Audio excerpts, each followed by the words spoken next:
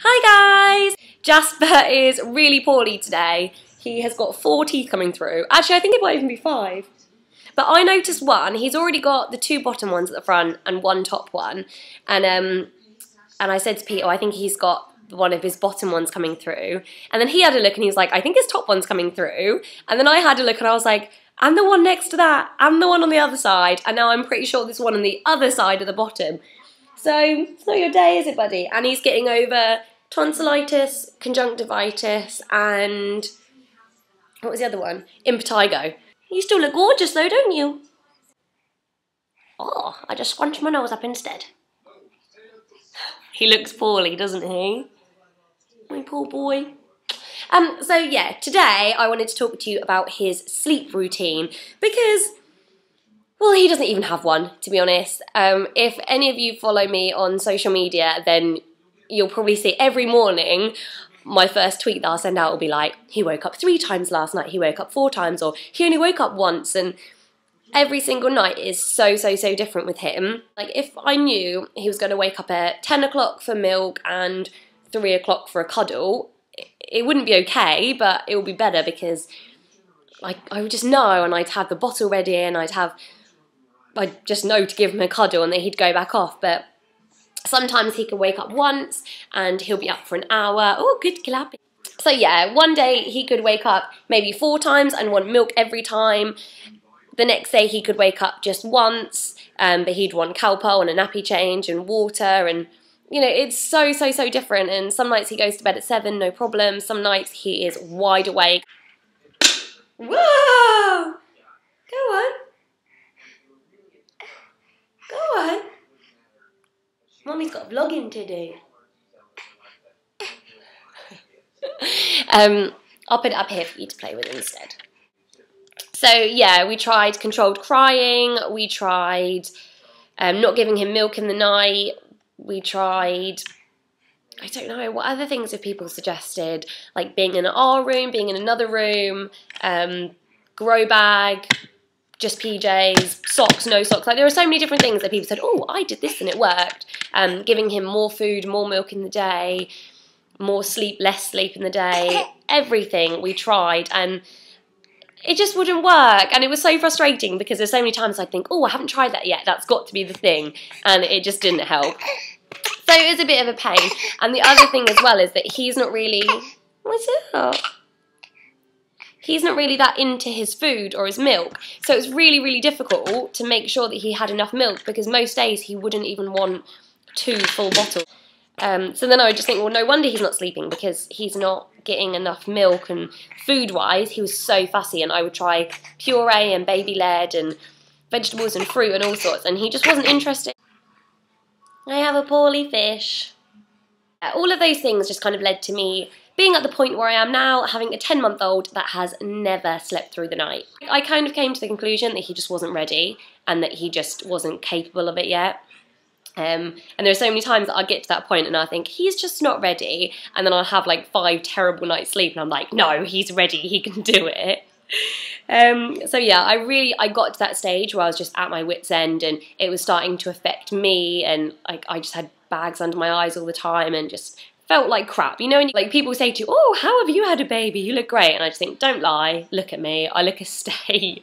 I feel a state. And you know, Pete was getting tired, which obviously wasn't good because he'd have to go to work. And there was a point where I've got this thing where I get too scared to go downstairs in the middle of the night because I just have thoughts of like, I just thought it then, oh, it was awful. And I just have thoughts of like a shadow walking past the door. You know, like paranormal activity stuff. My mind just goes crazy. So I can't go down. So there was a point where Pete was just going down in the night, and obviously that was causing a bit of tension. Yeah, it just wasn't a happy household. And my friend Nicola from Love Little Poppins, she said, try the Blissful Baby Expert. She is brilliant. She gives free advice, which is incredible. So if anyone has a baby that doesn't sleep, Blissful Baby Expert. I'll leave a link to her Twitter handle and her website. Emailed me back this huge email, and it was like a routine to try and like timings and what to feed him and everything.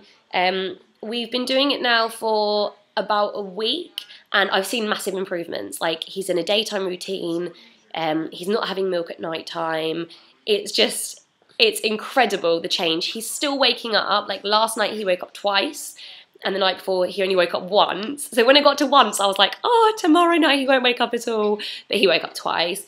But he's poorly, and I think that's always the case. Like if your baby's teething or anything, like you'll get them into a routine, and then that tooth pops through and it all goes out the window.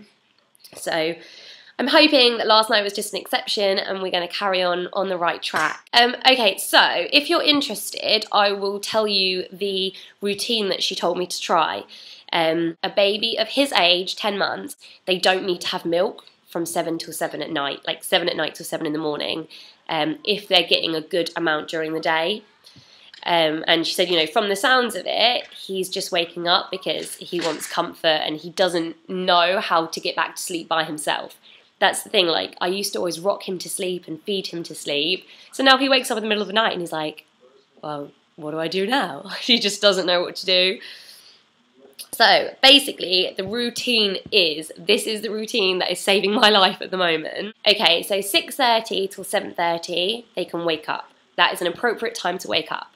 I said to her, you know, he wakes up at 5 sometimes, so can I give him milk then? And she was like, no, that's the middle of the night still. Like, he needs to go back to sleep. So 6:30 till 7:30, they can wake up, and any time from 7 until 7:30 is breakfast and bottle. So for him, he has a 7-ounce bottle. She says a small breakfast, so I just tend to give him some toast with Marmite or some porridge, something like that. And then 9 o'clock, he can have a nap.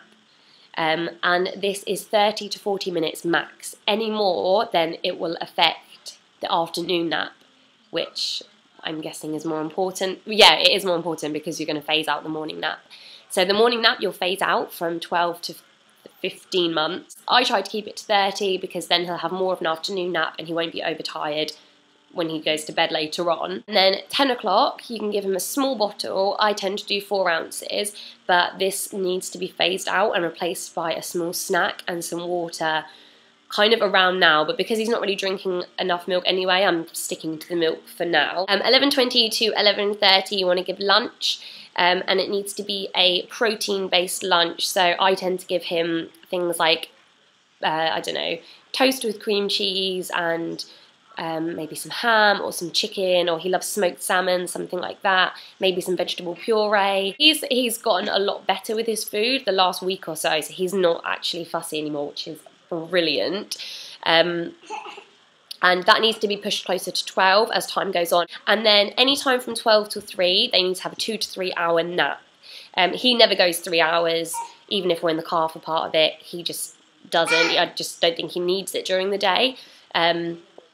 So he will usually have 1.5 to 2 hours. If they wake before an hour and a half, then you have to do like timed comforting, which I'll explain in a minute, to get them back to sleep.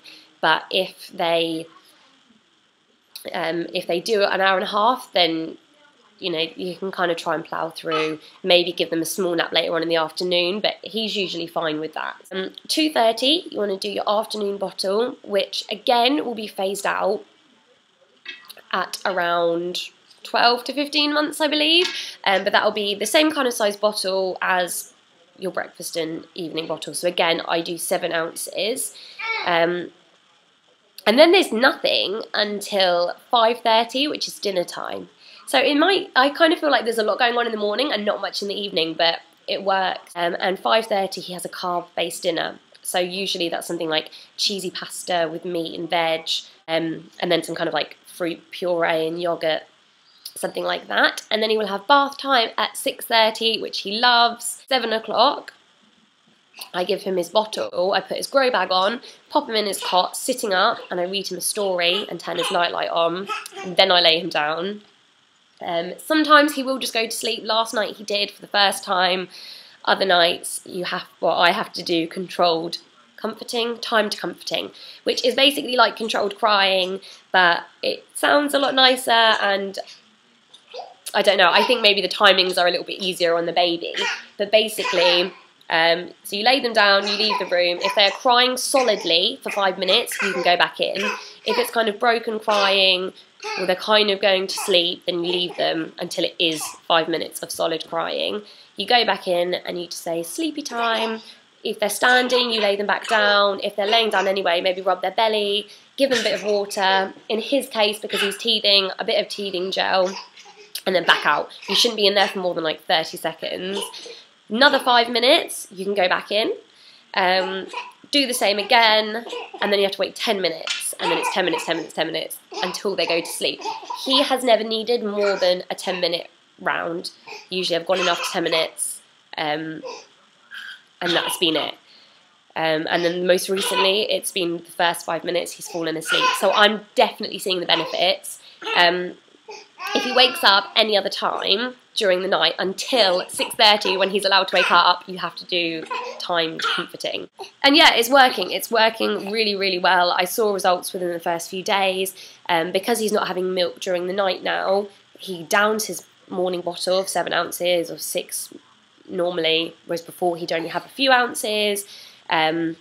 So it's just brilliant. It's really, really good, and I'm so, so, so happy to keep you guys updated, but I just wanted to let you know that I'm just so impressed with Blissful Baby Expert. She's brilliant. She gives free advice, and that's just amazing, because I think, you know, it's hard enough being a mum, so to then have to pay for someone to help you get your child to sleep just seems like a bit of a kick in the teeth, doesn't it?